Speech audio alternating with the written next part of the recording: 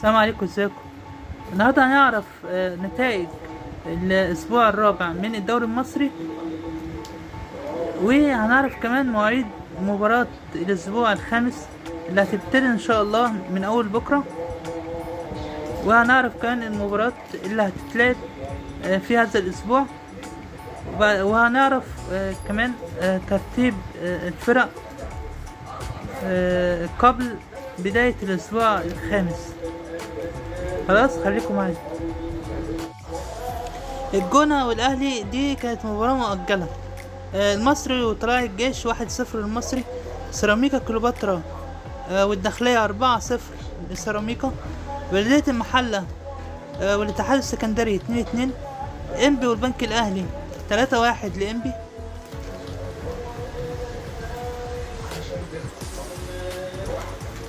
طبعا دي مباراة الاسبوع السابق. الزمالك وسموحة 5-1 للزمالك. المقاولين وزد 3-3. فيوتشر والاهرام 1-0 او 0-1 للاهرام. الاسماعيلي وفاركو 0-1 لفاركو.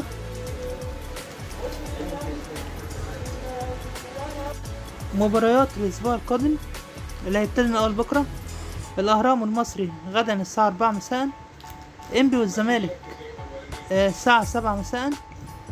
فاركو والجونة السبت الساعة 4 مساء. زد وسموحة السبت الساعة 7 مساء. الاتحاد السكندري والمقاولين العرب السبت الساعة 7 مساء. طلائع الجيش وسيراميك كليوباترا الحد الساعة 4 مساء. الأهلي وبلدية المحلة دي مؤجلة برضو. الداخلية والإسماعيلي الاثنين الساعة 4 مساء. البنك الأهلي وفيوتشر الاثنين الساعة 7 مساء. بيراميدز الأول ب10 نقاط. فيوتشر الثاني 9 نقاط. الثالث المصري 9 نقاط. الرابع الزمالك 8 نقاط. الخامس زد 8 نقاط. السادس سموحة 7 نقاط. السابع الأهلي 6 نقاط. الثامن بلدية المحلة 5 نقاط. التاسع الاتحاد السكندري 5 نقاط.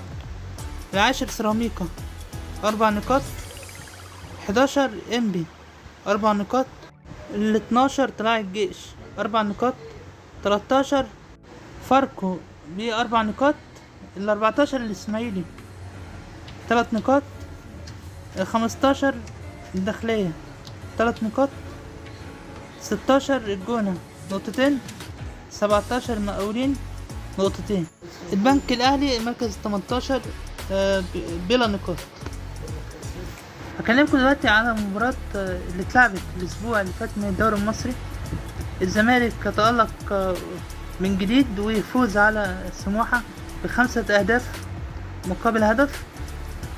حقيقي الزمالك الفترة الأخيرة دي بيقدم مستوى كويس جدا، عنده لعيبة عالية جدا. زيزو وشيكابالا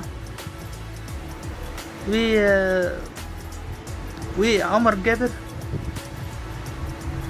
في لعيبة جامدة جدا في الزمالك، وقدروا انه يثبتوا اقدامهم في الدوري المصري في كذا ماتش، مش ماتش سموحة بس. عندكم ماتش البنك الاهلي برضو كانوا خسرانين وقدروا انهم يرجعوا في النتيجة مرة اخرى. والماتش الاخير ماتش سموحة اللي قدروا انهم يحققوا نتيجة كبيرة بالفوز ب5 أهداف مقابل هدف. عايز اكلمكم على الاسماعيلي والهزيمة الجديدة من نادي فاركو. للأسف الاسماعيلي خسر، ويعني انا شايف ان في اداء في الملعب، وان الاسماعيلي بيلعب كرة كويس، بس ما بيعرفوش ينهوا الهجمات بشكل سليم. وده شفناه في ماتشات كتير، منها ماتش الاهلي وماتش فاركو. عدم تألق لعيبة زي ياو انور في المباراة الأخيرة حقيقي ما قدمش يعني اللي مستنيينه منه جمهور الإسماعيلي. وبرضه عبد الرحمن مجدي معظم لعيبة الإسماعيلي ما كانتش في يومها المباراة الأخيرة. أنا عايز بس أقول يعني لازم اللعيبة دي ترجع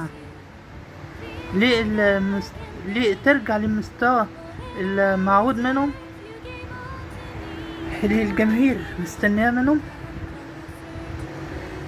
يو انور لازم يرجع تاني لأدائه، وكمان يقدر وكمان يرجع انه يعرف يسجل تاني للإسماعيلي. وكمان لعيبة كتير عبد الرحمن مجدي يعني الإسماعيلي ينقصوا باك يمين للأسف يعني. الإسماعيلي باك اليمين ما شفناهوش خالص المباراة اللي فاتت دي. لازم باك يمين، لازم حد يرفع الكرة لياو انور، عشان انا شايف يعني هو اللاعب اللي ممكن يحقق او يعمل فارق للاسماعيلي في المباريات هو وعبد الرحمن مجدي. اتمنى كل التوفيق للاسماعيلي الفترة القادمة. من دلوقتي هنتكلم على بيراميدز. بيحقق نتائج كويسة جدا لحد دلوقتي، وهو اول الدوري. من اللعيبة اللي تتألق في بيراميدز عبد الله السعيد ورمضان صبحي واللاعب الافريقي ده برضه، لعيبة كتيرة كويسة قوي في بيراميدز، وهما اللي موصلين بيراميدز للترتيب ده انهم يبقوا اول الدوري. انا عاجبني جدا بيراميدز انها بتلعب كل مباراة بنتيجتها، وبيقدروا انهم يحققوا الفوز في كل مباراة. يعني ما بنشوفش فرق كتير في الدوري بتكسب 4 ماتشات ورا بعض، غير فرق يعني او 3 ماتشات ورا بعض، غير فرق الكبيرة. وبيراميدز من الفرق الكبيرة السنة دي في الدوري. شفنا السنين اللي فاتت بيراميدز كانت بتنافس على الدوري وبتنافس على البطولة الأفريقية برضو اللي هي الكونفدرالية، والسنة دي بتلعب في بطولة أفريقيا، وليها يعني وليهم